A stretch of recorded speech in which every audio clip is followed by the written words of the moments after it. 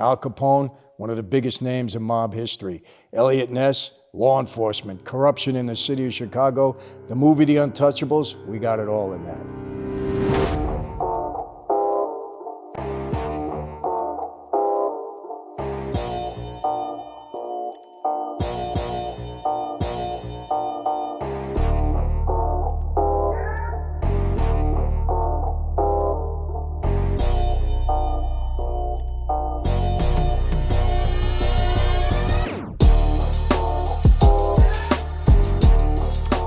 Hey everyone, welcome to another Sit Down with Michael Franzese. It is Monday, November 23rd, and it is 3 days before Thanksgiving. Again, I know the restrictions are on in most cities throughout the United States. Make the best of it, people. We got to deal with this COVID until it's over. Make the best of it. Be thankful on Thanksgiving for whatever grace and whatever blessings that you have. And enjoy the turkey, all right? There's no restriction, as far as I know, on eating turkey. Maybe you got to eat it, with a mask on, I don't know. But anyway, enjoy it. And today we got a very, I would say a special movie, a little bit different than what we've done before. It's called The Untouchables. It was a 1987 version, and it's about Al Capone and Elliott Ness. How many movies have there been about Al Capone?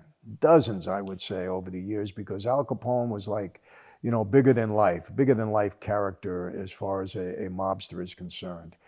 But this was a good movie, very well done. Some of my favorite actors were in it. Kevin Costner, I love Kevin Costner. I love him in everything that he does. One of my favorite movies with him was Draft Day. If you haven't seen that and you like football, watch it. He was terrific in that. Plays the general manager of the Cleveland Browns. Great movie.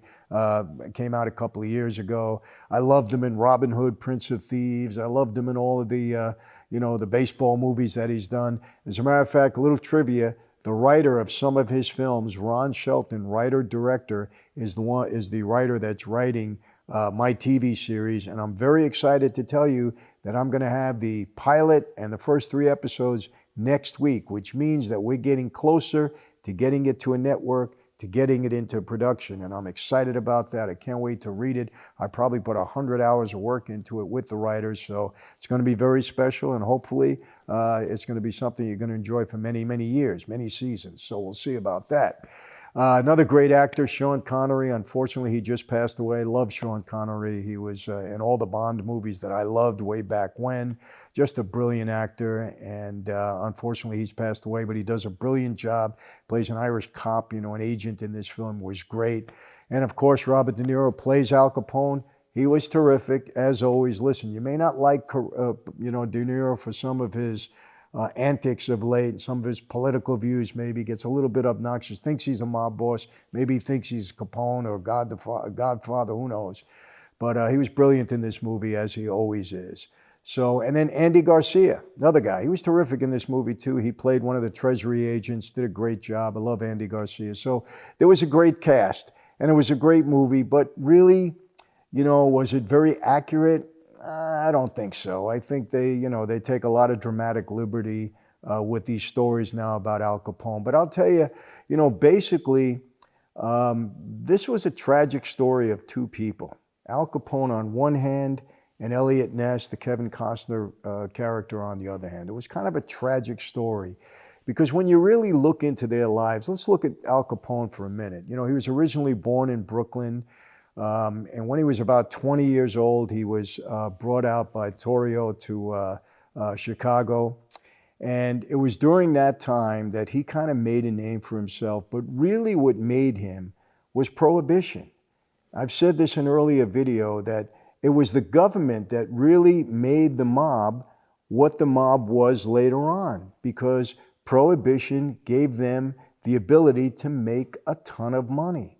And money is power in that life. So it was really prohibition. It was the Volstead Act that made Al Capone bigger than life. Because before that, he might have been well known, around Chicago, but he wasn't, the character that he is now.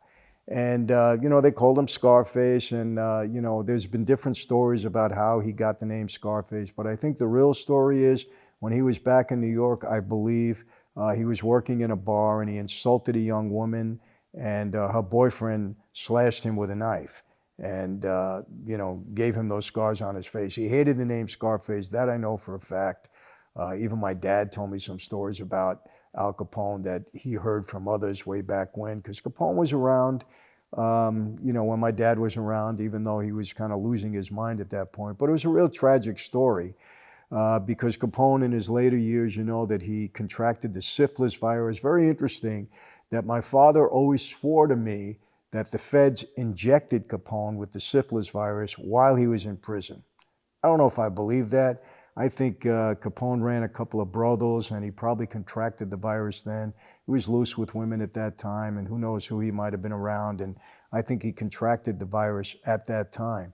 At any rate, I think, what the story, as the movie goes, Elliott Ness, the Kevin Costner character, was a Treasury agent, and he was actually sent out to Chicago, which was a very corrupt city at the time. And I'm going to get into that a little bit more.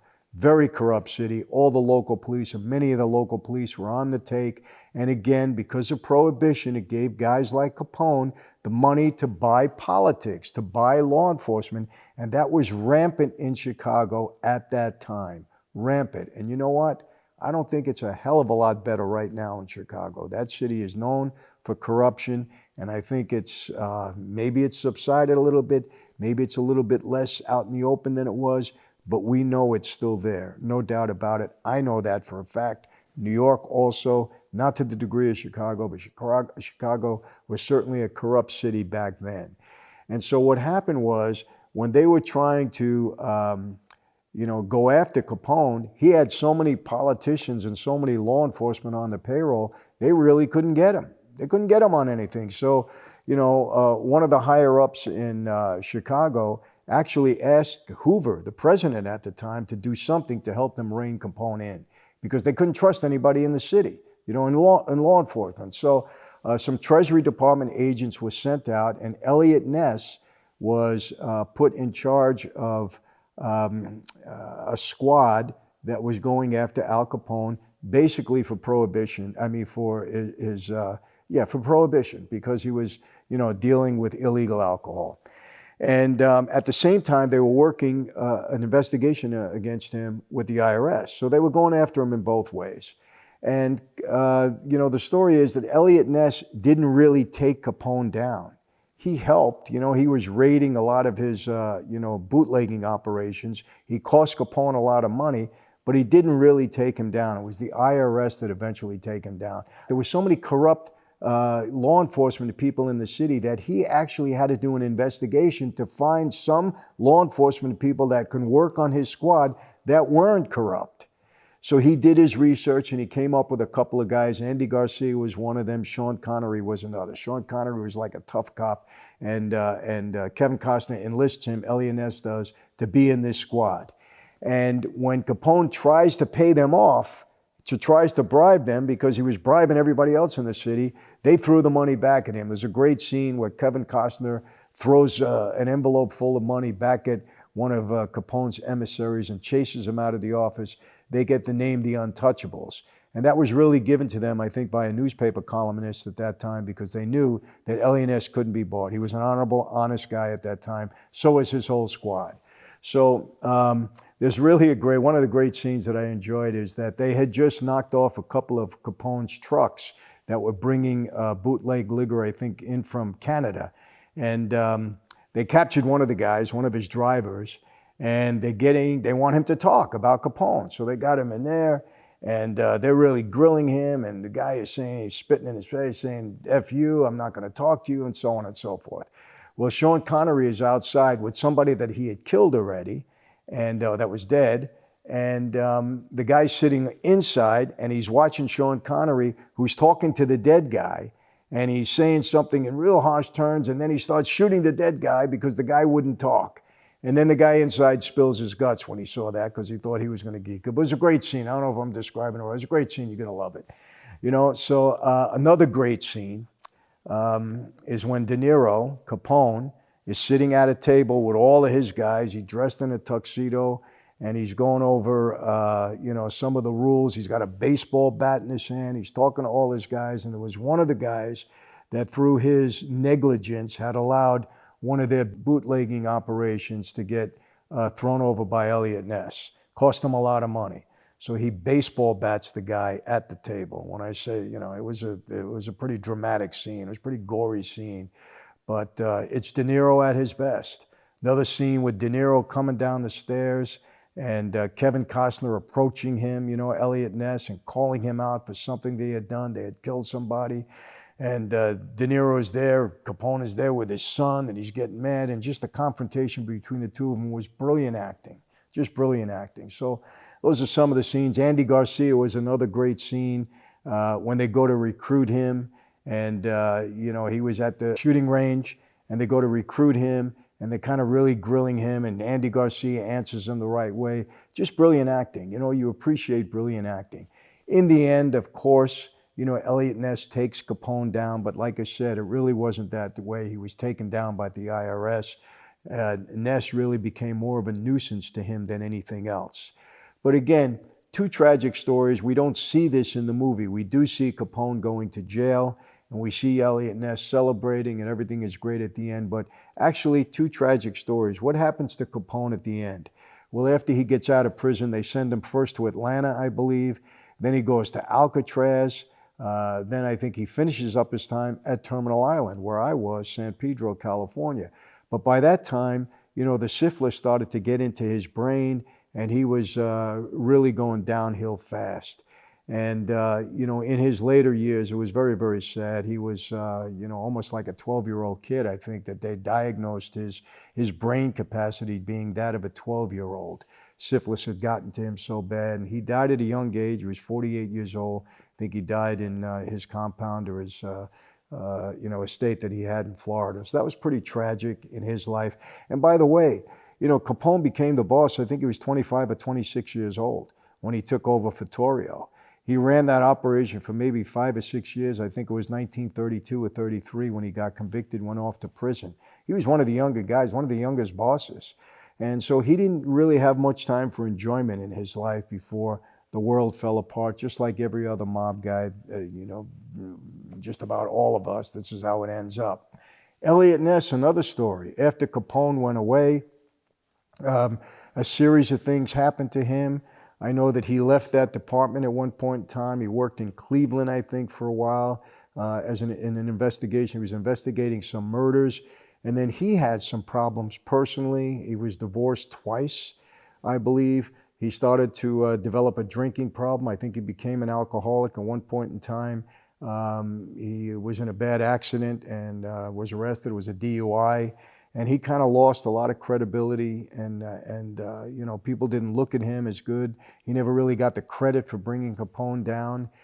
And after that, when he finally left law enforcement, the Justice Department, he got involved in, some corporate deals on the outside. He wasn't very good at it, and I understand that nothing that he tried to get involved in a business sense really worked.